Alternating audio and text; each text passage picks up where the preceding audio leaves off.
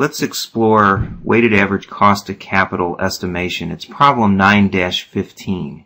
On January 1st, the total market value of the Tissyland Company was $60 million. During the year, the company plans to raise and invest $30 million in new projects. The firm's present market value capital, shown below, is considered to be optimal. There is no short-term debt. Okay, so you see we've got $60 million of debt, $30 million of common equity, so it looks like a 50-50 split, total capital of $60 million. Now, new bonds will have an 8% coupon rate, and they will be sold at par. Common stock is currently selling at $30 a share. The stockholders' required rate of return is estimated to be 12%, consisting of a dividend yield of 4%, and expected constant growth rate of 8%.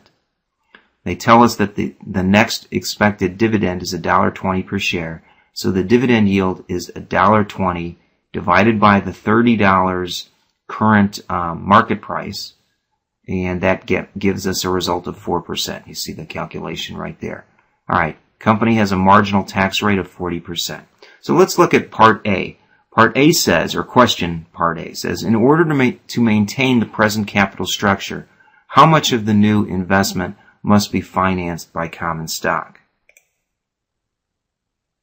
Okay, and so now you see the solution. And what we do is we take that 50%, the percentage that represents equity related to the entire capitalization.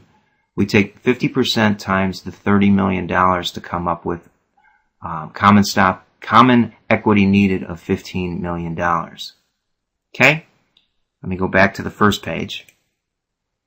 All right. Part B says, assuming there is sufficient cash flow for Tissyland to maintain its target capital structure without issuing additional shares of equity, what is its weighted average cost of capital, or its WACC? Okay. And now you see the answer to Part B revealed. So the cost using the weighted average cost of capital, the required rate of return formula, we would use the after-tax percent, the weighting of debt to equity, 50% each, times the appropriate cost value to come up with the value, and then sum it, and we calculate a weighted average cost of capital of 8.4%. So let's tackle the easy one first. They tell us that the common stock are expecting a rate of return of 12%. So if we multiply 50% times 12%, we get 6%.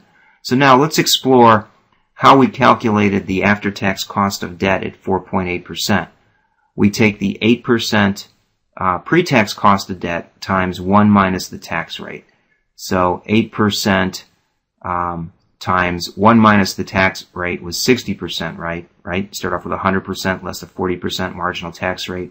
We come up with 60%, or 0.6, and the result is 4.8. Plug the 4.8%, multiply it times the weighting factor of 50%, we come up with 2.4% as the product. Add the two elements for debt and equity together, and we calculate a weighted average cost of capital of 8.4%. Okay, then on Part C it says, suppose now that there is not enough internal cash flow and the firm must issue new shares of stock. Qualitatively speaking, what will happen to the weighted average cost of capital? And you don't have to answer any numbers to solve this. Okay, and the answer then, let me slide this out of the way, would be the required rate of return on stock and the weighted average cost of capital will increase due to the flotation costs of the new equity.